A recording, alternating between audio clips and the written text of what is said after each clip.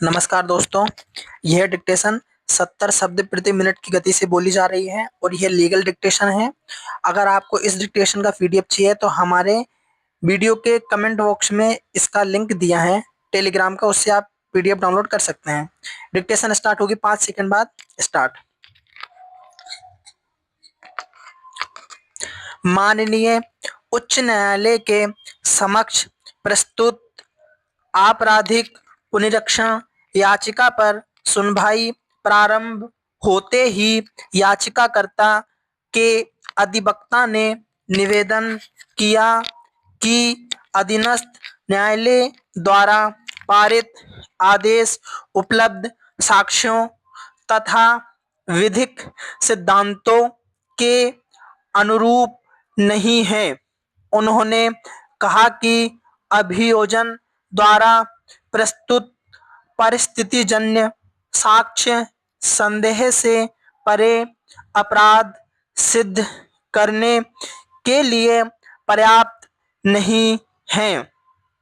न्यायालय से प्रार्थना की गई कि अभिलेखों का पुनः परीक्षण कर न्यायहित में उचित आदेश पारित किया जाए तथा विवादित आदेश के क्रियान्वयन पर अंतरिम रोक प्रदान की जाए।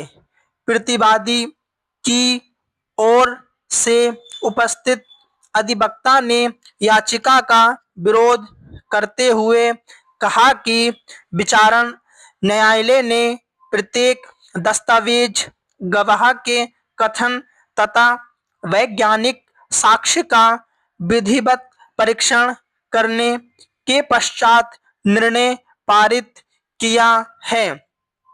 केवल भिन्न दृष्टिकोण संभव होने से आदेश को अवैध नहीं माना जा सकता। उन्होंने यह भी निवेदन किया कि पुनरीक्षण क्षेत्राधिकार सीमित हैं तथा न्यायालय को तथ्यों के पुनर्मूल्यांकन के स्थान पर केवल विधिक त्रुटियों का परीक्षण करना चाहिए। पीठ ने दोनों पक्षों की दलील सुनने के पश्चात अभिलेख न्यायालय के समक्ष प्रस्तुत करने का निर्देश दिया।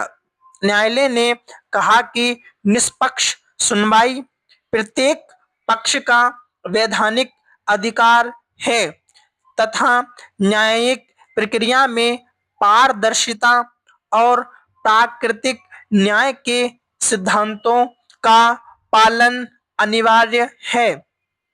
यदि किसी पक्ष को आवश्यक दस्तावेज उपलब्ध नहीं कराए गए हैं तो उसका उल्लेख शपथ पत्र सहित अगली तिथि पर किया जाए ताकि आवश्यक आदेश पारित किया जा सके।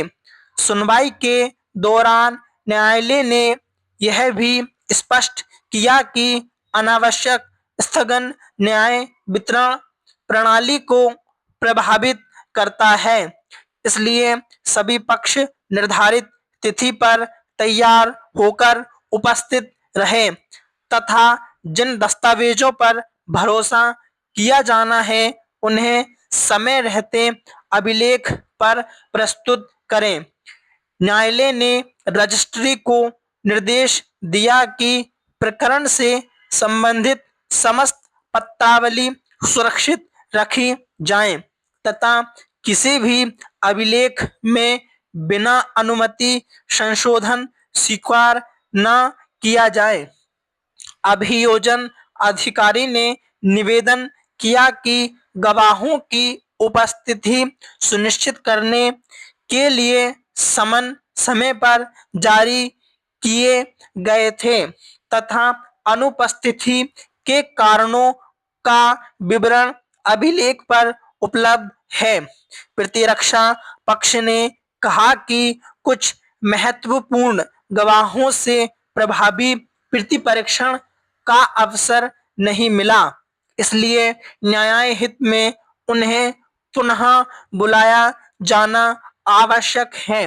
न्यायालय ने इस प्रार्थना पर विचार करते हुए संबंधित पक्षों से लिखित निवेदन प्रस्तुत करने का निर्देश दिया। अंततः न्यायालय ने आदेश दिया कि अगली सुनवाई की तिथि पर सभी पक्ष अपने लिखित तर्क, आवश्यक निर्णयों की प्रतियां तथा संबंधित अभिलेख प्रस्तुत करें। जब तक अंतिम आदेश पारित नहीं होता, कोई भी पक्ष विवादित विषय से संबंधित ऐसी कार्यवाही नहीं करेगा जिससे न्यायिक प्रक्रिया प्रभावित हो। रजिस्ट्री को आदेश की प्रमाणित प्रति तत्काल उपलब्ध कराने तथा प्रकरण को नियत तिथि पर नियमित सूची में प्रस्तुत करने का निर्देश दिया गया। स्टॉप।